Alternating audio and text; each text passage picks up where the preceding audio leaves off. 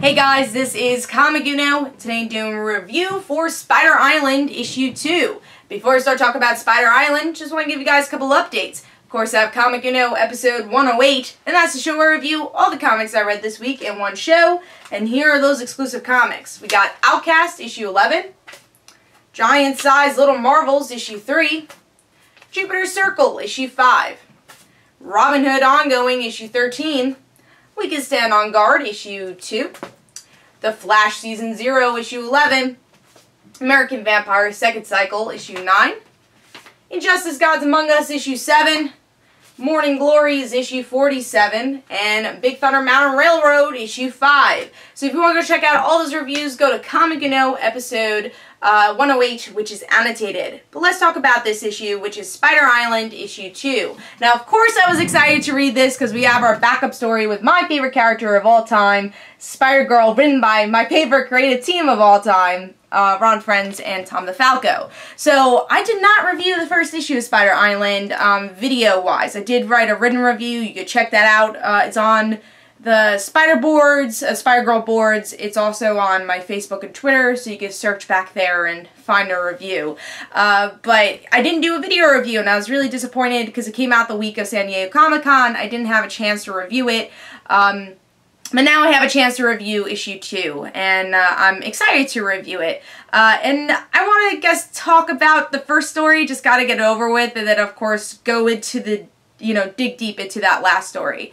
But yeah, cool cover. I think this is Ramos's art. It looks like his art. I like the art. I haven't been liking the actual Spider Island story, though. That's like the main story, and it's been kind of corny, honestly. So I haven't been enjoying that portion as much as obviously the secondary story. That's the one I was most excited for. But also I like Spider Island. It's honestly one of my favorite modern Spider-Man events, and I feel like they could have done a lot more with this, especially like Mary Jane, because she was a big part of Spider Island. They're now adding more characters in this issue, but to me, it's kind of on the corny side. They're trying to add so much to the Avengers and making them spider people. It's kind of weird. So I guess I've already reviewed that first part of the issue. But yeah, the first part of the issue is that the Avengers team up with Venom, try to find a cure. And, some of them are being manipulated by the Queen and some aren't. And that's pretty much the issue. And by the end, we find out that Peter Parker is still alive, and Venom is very upset that it's Peter Parker. He's like, wait, this is Peter Parker? What?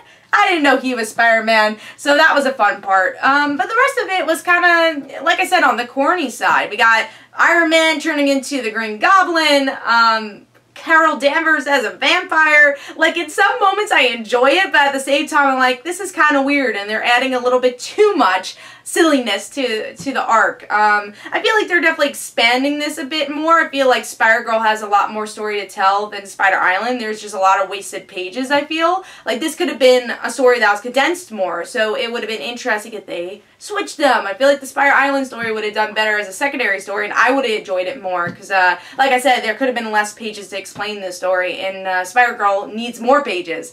And I'm saying that as a Spider-Girl fan, but also just seeing it. I think Spider-Girl has more story to tell than the Spider Island story so far. But yeah, so I thought this issue was okay for the Spider Island part. I thought it was better than issue 1. I followed the story a bit better. I remember issue 1 was kind of all over the place, but there's less pages in issue 1, so that's why I think I gave... I think I gave the last issue 1 4 stars, because it was 10 pages, so there's more of the Spider-Girl story. But here you're getting more of the Spider Island story. It does drag a bit, and like I said, I think it could have been condensed a bit more, so switched them. So okay issue for Spider Island. Let's talk about Mayday's Parker story, though. So with the last issue, we get to see that May's dealing with, her father's death, and changing her name, and trying to express her feelings to her friend Stinger, which I think is very significant, because finally, I think May's revealing herself a bit more to the Avengers, because she's always been a solo person, teaming up with the Avengers every once in a while.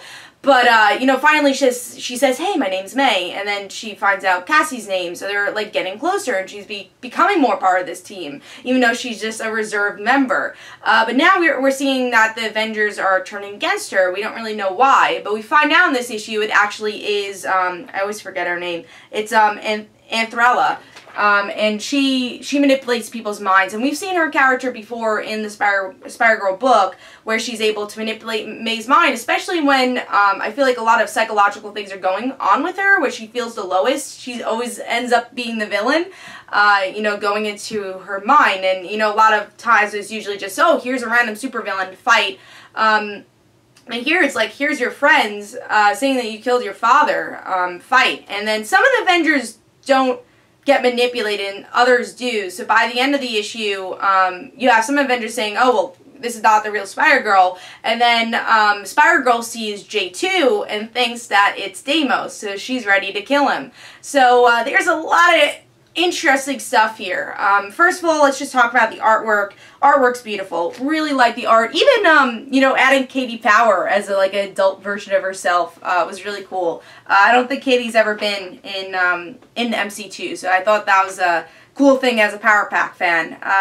But yeah, like I said, this is a very psychological issue, because it's May dealing with the death of her father, but, you know, you have the psychological villain who's attacking her mind to see that I mean, the Avengers are attacking her, but it seems like she's manipulating the Avengers also, but then showing that J2's Deimos, and will she kill J2 by accident? So, and also one of my favorite parts of this issue is when she says, oh, I think it was one of the Avengers, I don't remember who said it, but it says, I see a darkness in you, and this is really the first time we're seeing May at the darkest point possible. She does have a darkness to her, where she was never a character, she was never a dark character, so now you're seeing this, like, deep, dark moments for May. So it's a really interesting journey, and one of my favorite things about Tom DeFalco's writing is how he could condense so much story in so many little pages. I think Spider-Girl had more story than Spider Island and only had like 6 pages,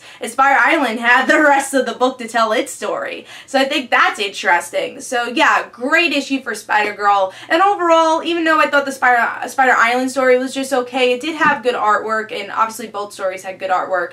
So overall, I'm going to give Spider Island 3.5 stars. I thought it was pretty good, and the Mayday Parker book and story was on top of its game. It was really great.